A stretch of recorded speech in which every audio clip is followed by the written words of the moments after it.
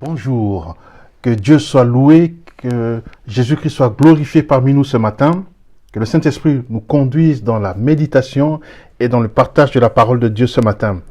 Je suis dans la joie de prendre cette parole, je suis dans la joie de lire et de commenter cette parole aujourd'hui pour nous tous.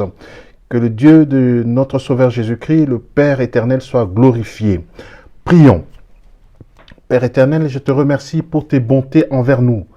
Je crois que tu as promis que nous serons sauvés et nous sommes sauvés. Tu as promis que Christ viendrait, il est venu.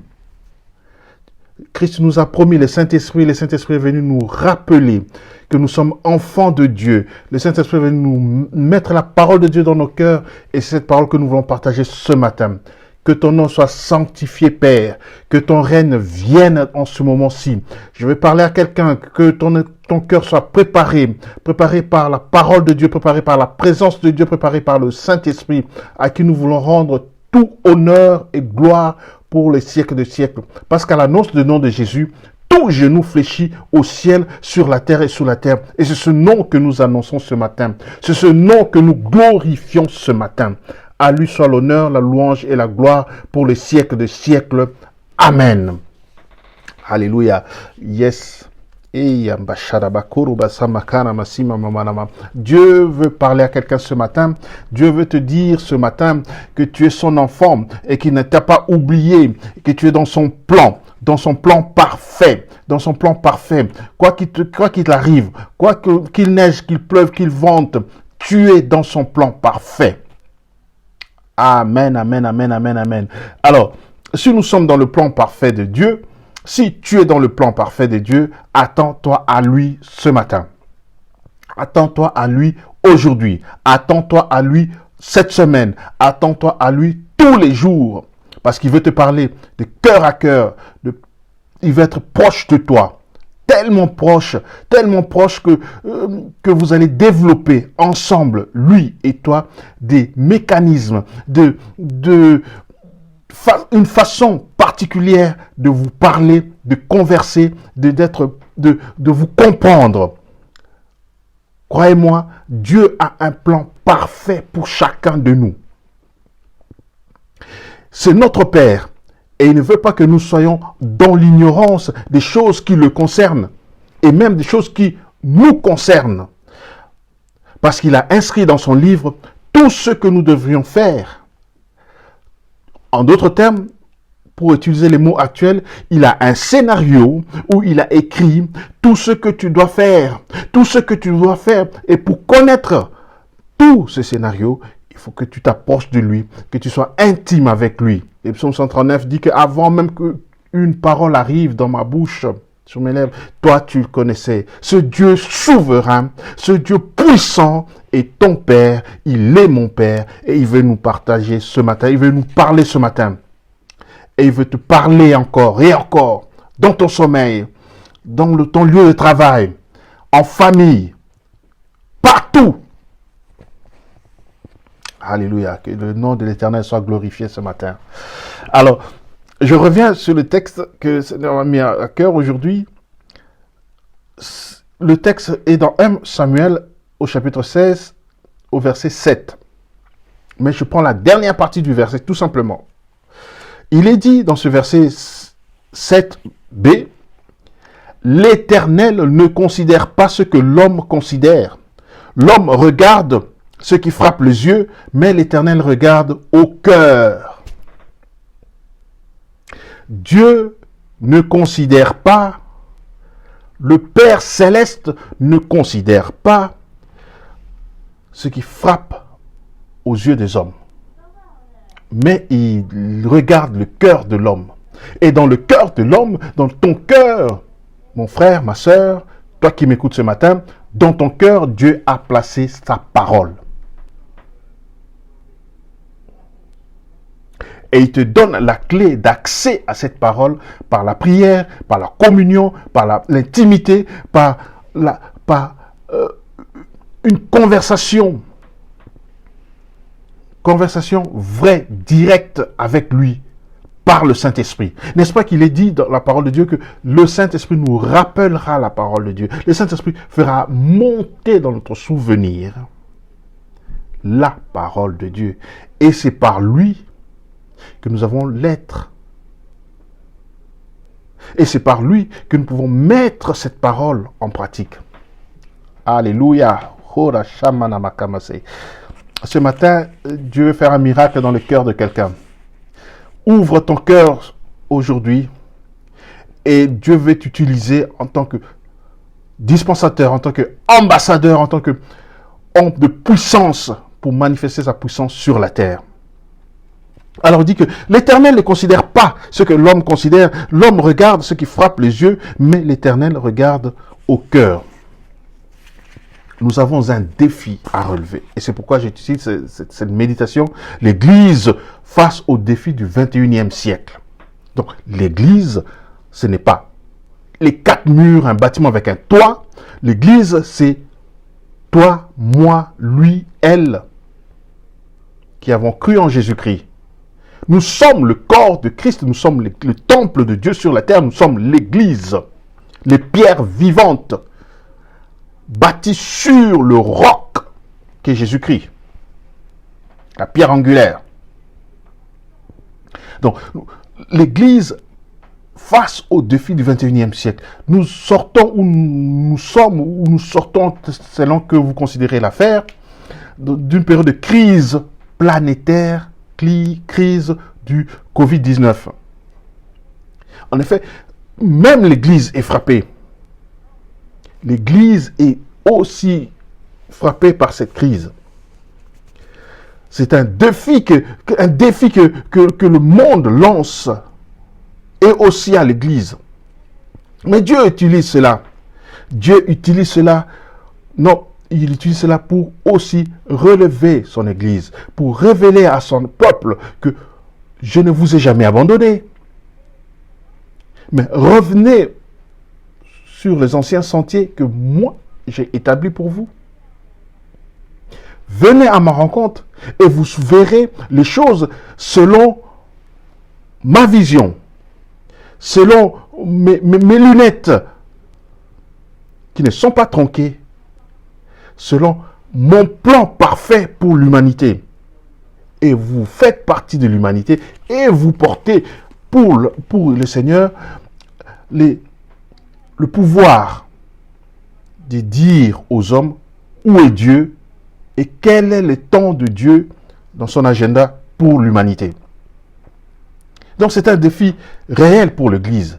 C'est un défi réel parce que ça demande du changement. Alors dans ce changement, il y a ce qui frappe les yeux. Il y a cette gloire du monde ou même qui peuvent dire que voilà, qui peut nous déstabiliser, ou les actions du monde qui peuvent nous déstabiliser dans notre foi. Parce que nous avons vu le monde ébranlé. Mais Dieu dit ceci à quelqu'un: moi je te veux avoir les pieds sur le roc, avoir les pieds solidement ancrés sur le roc des âges qui est Jésus-Christ, qui ne change pas, avoir bâti ta foi comme une maison bâtie sur le roc. Voyez-vous, l'Église même, je reviens dans l'histoire, après la mort de Jésus-Christ, les Romains ont envahi, donc en l'an 70, les Romains ont envahi la Palestine et ont mené une guerre contre les Juifs. Et cette guerre a mené la destruction du temple. Dans cette destruction du temple, il y avait, dans la ville de Jérusalem, il n'y avait pas que des Juifs, il y avait de toutes les religions, et notamment, il y avait des chrétiens. C'est-à-dire, les croyants, les disciples de Jésus, les apôtres étaient encore là. Tous ont été dispersés. En méditant cette parole, je crois que Dieu a utilisé ce moyen pour renforcer l'œuvre de Dieu, l'œuvre qu'il avait commencée par Jésus-Christ, parce que le temple qui représentait l'orgueil ou le lieu d'union, d'unité du peuple juif, a été détruit. Or, l'église qui était à Jérusalem, entre guillemets, dépendait quelque part du temple. Jésus voulait renforcer, c'est-à-dire que le temps des rites est terminé. Le temps des rites de l'ancienne alliance, c'est terminé. Nous allons rentrer maintenant, parce que Christ est le véritable temple de Dieu. Il a dit, tuez ce corps, 3 jours je ressusciterai. Abattez ce temple, 3 jours je le relèverai. Il parlait de lui-même et de son corps. Je veux nous dire quelque chose aujourd'hui, que peuple de Dieu, nous devons nous ressaisir. Parce qu'il y a un changement même dans le corps qui doit s'opérer dans le corps de Christ.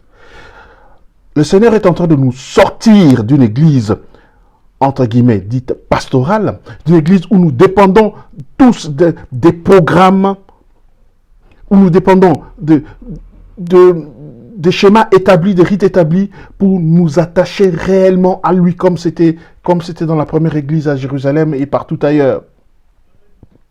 Les gens connaissaient Dieu, Christ pour ce qu'il était, et non pas Christ au travers des serviteurs, au travers des parents, au travers de quelqu'un qui aurait témoigné pour eux. Non, ils connaissaient Christ pour ce qu'il était. Je nous ai parlé ici de l'église d'Antioche. Vous lirez dans les actes des apôtres, vous verrez aucun nom prééminent d'un pasteur ou bien d'un apôtre prééminent à la création de cette église. Non, c'était des chrétiens, ou bien c'était des disciples qui sont partis de Jérusalem, d'autres villes encore, des disciples sans nom, entre guillemets, prépondérants, qui ont commencé et établi cette église. Et c'est une église très, très importante, un centre très important pour l'évangélisation du monde entier. Dieu est en train de parler à quelqu'un ce matin. Ne te déconsidère pas. Ne te déconsidère pas si tu as cru en Christ, ne te déconsidère pas. Sais-tu peu par toi que Dieu va relever, Dieu va établir, va relever, va sauver des milliers d'âmes. Parce que l'essentiel pour Dieu, ce sont les âmes qui soient sauvées. Christ a dit à ses disciples, aux apôtres, aux premiers apôtres, enseignez-leur à pratiquer. C'est-à-dire que nous avons aujourd'hui un défi. L'Église doit revenir à ses premiers pas où nous devons enseigner. Nous qui sommes appelés à être des serviteurs de Dieu, à être des leaders dans les églises, nous avons été appelés à enseigner au peuple de Dieu à pratiquer les œuvres de Dieu et non pas à obéir à une hiérarchie. À aimer Christ pour ce qu'il est et à attendre de lui toutes les réponses à leurs questions d'ordre de travail, de famille, de mariage, de tout, dans tous les sens. Et dépendre que de Christ lui seul. Parce que chacun de nous, en venant en Christ, chacun de nous a reçu un mandat. Chacun de nous a reçu des dons. Chacun de nous a reçu des capacités pour mener à bien sa vie sur la terre. Et puisque nous formons le corps de Christ, il est dit dans 1 Pierre chapitre 4 au verset 10 que comme des bons dispensateurs, c'est-à-dire comme des bons gérants, comme des bons intendants, comme des bons administrateurs des diverses grâces. Donc chacun de nous a reçu une grâce spéciale ou des diverses grâces, puisque nous les avons en package. Hein, les diverses grâces que Dieu a données à chacun de nous. Qu'est-ce que Pierre dit? Que comme des bons dispensateurs ou comme des bons intendants de Dieu, que chacun de vous mette au service des autres le don qu'il a reçu. Ça veut dire que nous ne dépendons pas d'un clergé, ou nous ne devons pas faire dépendre notre vie d'un clergé, mais nous devons nous-mêmes aller vers les autres, leur donner ce que Dieu nous a donné. Frère, tu es né de nouveau peut-être il y a 1 mois. Tu as reçu ton baptême il y a quelques jours, ou quelques mois, quelques années. Ne te déconsidère pas. Ouvre ton cœur à Dieu. Aujourd'hui, Dieu veut t'utiliser. Aujourd'hui, Dieu veut t'utiliser.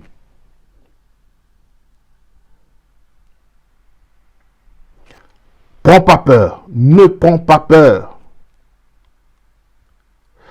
Parce que les hommes considèrent ce qui frappe aux yeux. David, devant Goliath, un homme qui mesurait plus de 3 mètres. Il mesurait plus de 3 mètres et voyez-vous, musclé, grand gabarit. Tout le monde avait peur de lui, un homme de 3 mètres. Mais David, il voyait en cet homme un incirconcis. Ça veut dire quelqu'un qui ne connaît pas Dieu. Il voyait en cet homme quelqu'un qui défiait Dieu. Il défiait l'armée de Dieu, c'est-à-dire il défiait Dieu. Il défiait... Croyez-vous que le Yahweh Sabaoth pouvait se laisser intimider par un homme, bien qu'il soit grand, mesurant plus de 3 mètres? C'est dans ce sens-là que David s'est levé. C'est ayant cette hargne que Dieu ne peut pas se laisser intimider ou injurier par un homme qui ne le connaît pas. C'est Dieu devait défendre son honneur. Et comme Dieu ne descend pas lui, il a des serviteurs sur la terre, et David s'est présenté. Qui enverrai-je? Qui ira pour vous? Et il s'est levé, moi. Qui enverrai-je? Dieu te demande aujourd'hui, qui enverrai-je? C'est toi, mon frère Daniel. C'est toi, Justin. C'est toi, Claude. C'est toi, je ne sais pas quel prénom vous mettrez. C'est toi, Mandiangou. C'est toi qui dois te lever pour relever le défi de l'Éternel. Parce que Dieu a mis en toi des diverses grâces. Oui. La peur doit changer de camp. La peur, je dis bien, la peur doit changer de camp. Je donne un autre exemple. Gédéon. Gédéon se considérait comme le plus petit de sa famille. Mais c'est ce même Gédéon. C'est ce même Gédéon que Dieu a dit, voici mon vaillant héros. C'est ce même Gédéon, quand il a pris sa troupe, est allé en reconnaissance dans le camp ennemi, il a entendu que l'ennemi, ce que l'ennemi disait de lui. Dans le camp ennemi, ils étaient déjà avertis que Gédéon est un puissant héros, est un puissant soldat, est un puissant guerrier. Et ils avaient peur. Tout comme le diable a peur de toi. Tout comme le diable et son armée a peur d'enfants de Dieu qui prient. A peur d'enfants de Dieu qui se met à part. A peur d'enfants de Dieu qui se consacrent. Quelqu'un disait que le roi d'Angleterre ou la reine d'Angleterre avait peur de John Knox parce que c'était à lui seul que Dieu écoutait ses prières. Et qu'une armée même ne lui faisait pas peur plus qu'un homme de Dieu qui priait. Un homme de Dieu consacré. Aujourd'hui, je veux dire à quelqu'un que Dieu ne t'a pas oublié. Que Dieu ne nous a pas oubliés dans cette affaire. Bien au contraire, il veut que nous nous levions. Il veut que nous prenions notre place dans la bataille. Il veut que nous prenions notre place dans ce qui concerne ce défi que le monde a lancé. Alléluia. Que Dieu soit loué, que le nom de l'Éternel soit sanctifié. Bon dimanche à tous. Amen.